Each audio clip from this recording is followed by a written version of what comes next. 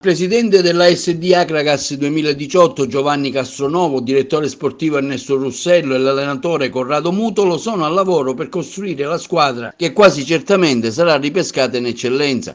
I tre stanno lavorando incessantemente per rimborsare l'Akragas in questa sessione di mercato estivo. La società è alla ricerca di quei profili idonei per dare un volto alla squadra che punta senza mezzi termini a disputare una stagione da protagonista.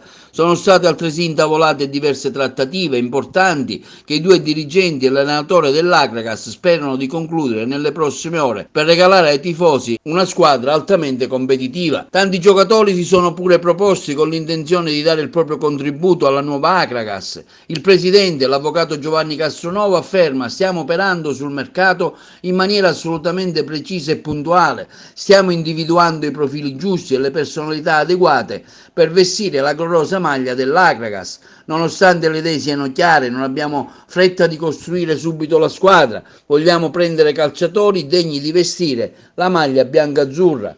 La prossima settimana ufficializzeremo le prime 3 trattative concluse. Si tratta di giocatori dall'indiscusso valore tecnico. Ci sono altre 2-3 trattative con giocatori di categoria superiore addirittura d'arrivo che contiamo di chiuderle nelle prossime ore.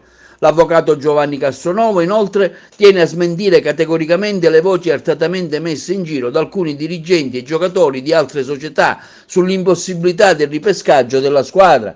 Non bisogna dare adito a queste dicerie, afferma l'avvocato Castronovo. Posso affermare di avere anche interloquito con i massimi rappresentanti della Lega Nazionale Dilettanti e ho avuto delle rassicurazioni importanti in merito alla categoria dove giocherà la squadra. A oggi ci sono 3 posti disponibili in eccellenza e secondo la graduatoria delle squadre che hanno perso i playoff del campionato di promozione, in pole position c'è l'Akragas e l'Enna. Dunque, con la disponibilità di 3 posti liberi c'è la quasi certezza che l'Akragas sarà ripescata in eccellenza.